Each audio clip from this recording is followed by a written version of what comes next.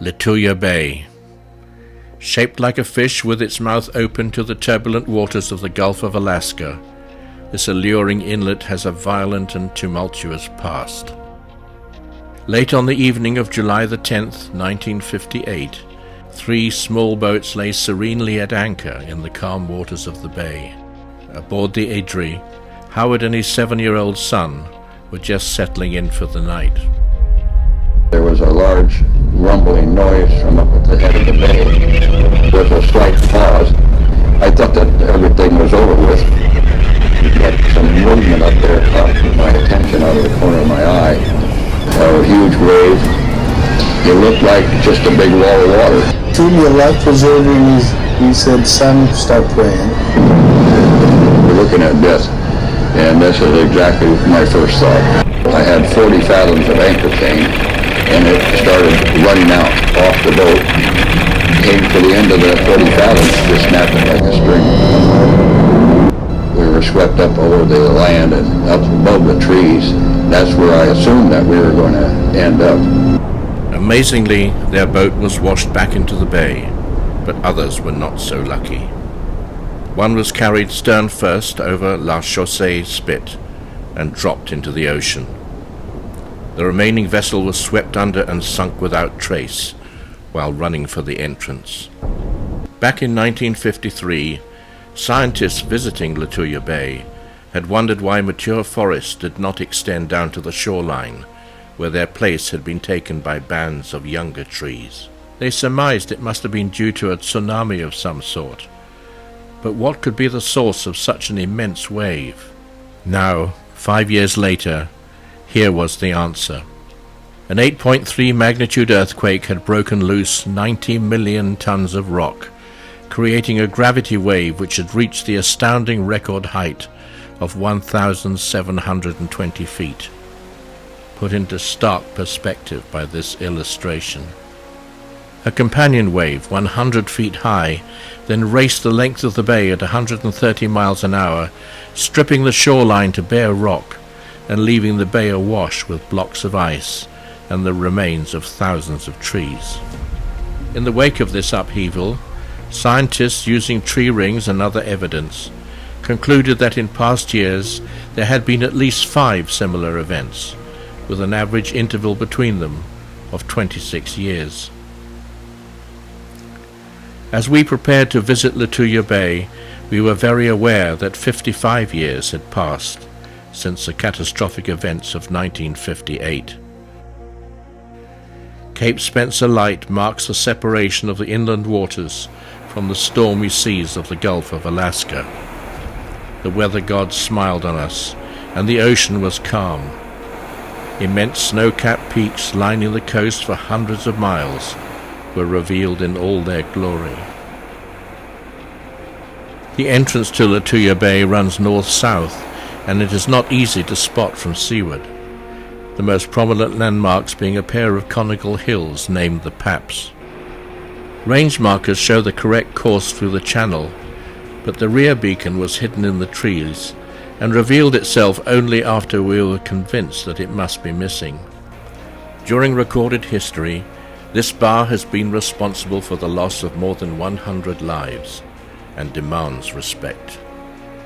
But today the Gulf was calm, our timing right, and transit through the entrance presented no problem.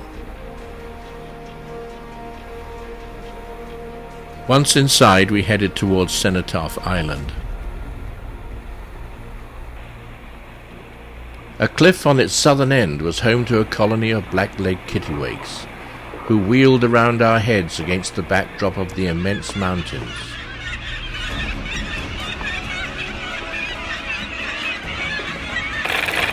We dropped anchor, launched the tender, and toured the upper bay.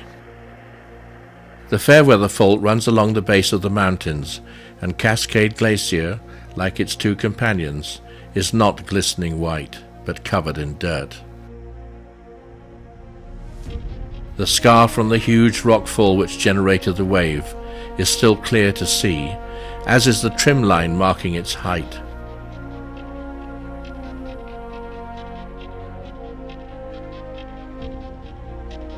Photos taken in 1958 line up exactly with those taken today.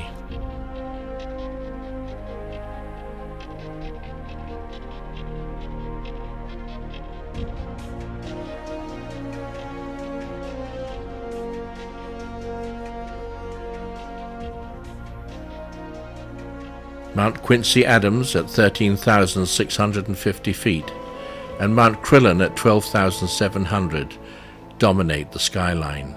For us, the beauty and peace of Lituya Bay was stunning, and we celebrated our arrival with a dram of Jura single malt whiskey. But lurking in the back of our minds was the thought that it was an evening such as this that preceded the events of 1958. It was hard to imagine that this place of serene beauty had been the same where hell had broken loose, not once, but many times.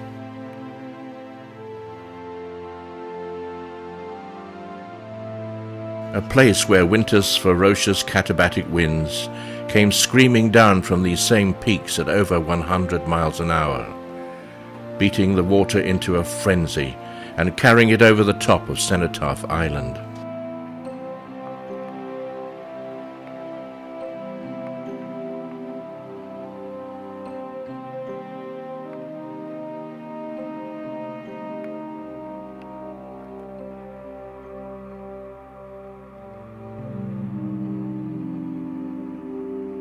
Tendrils of mist floated across the calm but moving water, adding a touch of drama to the stillness of the evening.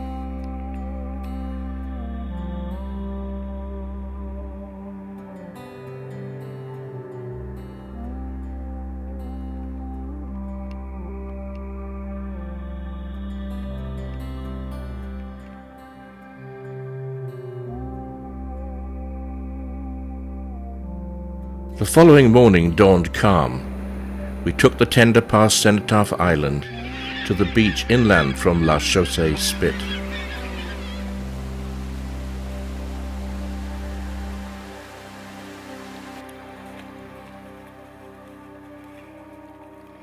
Once ashore and the tender secured, we walked along the beach towards the entrance. We saw no bears, but recent tracks in the sand were evidence that they were not far away. Wild lupins were in abundance, and the shoreline was still littered with the remains of trees which had been uprooted by the 1958 wave. Walking was difficult over loose stones, with every step an invitation for a twisted ankle.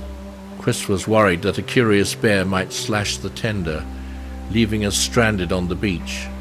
So we abandoned our walk and instead used the tender to approach the bar, ever mindful of its dangers. In July 1768, two French sailing ships, the Astrolabe and the Boussole, arrived off Lituya under the command of Admiral La Pérouse.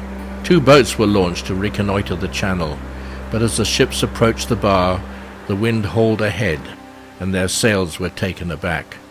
It must have been a flood tide, because the two vessels were then carried into the bay on the current. La Pérouse later commented that during his 30 years' experience, he had never seen two ships so near destruction. A few days later, 3 boats were dispatched to survey the entrance, with strict instructions to keep clear until the tide was slack. Ignoring these orders, first one boat and then a second were sucked inexorably into the maw of the channel. 2 boats and 21 men were overwhelmed and never seen again. La Pérouse left a memorial to the lost men on the island which he named Cenotaph, meaning empty tomb. This memorial disappeared and was later replaced. In 1985, a bronze plaque was installed by the Lituya Bay Historical Society, but by 2004, this too had been vandalized and stolen. La Pérouse stayed 21 days in the bay and went on to sail to Macau and Siberia before heading for present-day Sydney. From there he went north, where both ships were lost in a typhoon in the New Hebrides.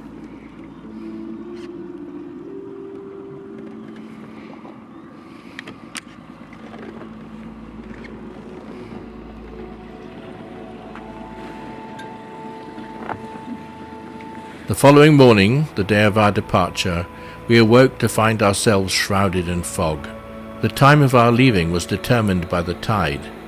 If we waited, it would have to be until the next high water slack in 12 hours. We cautiously felt our way down the bay, past the kittiwakes.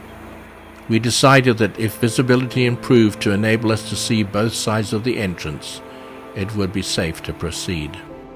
The range markers were invisible, but we could follow our inbound course on the plotter.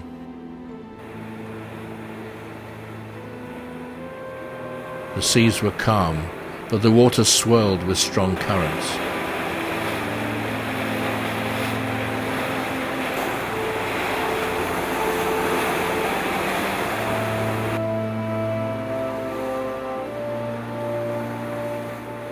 Once clear of the boulders and Cormorant Rock, Chris swung Venture through a wide arc and pointed our bows north, leaving in our wake memories of a truly remarkable place.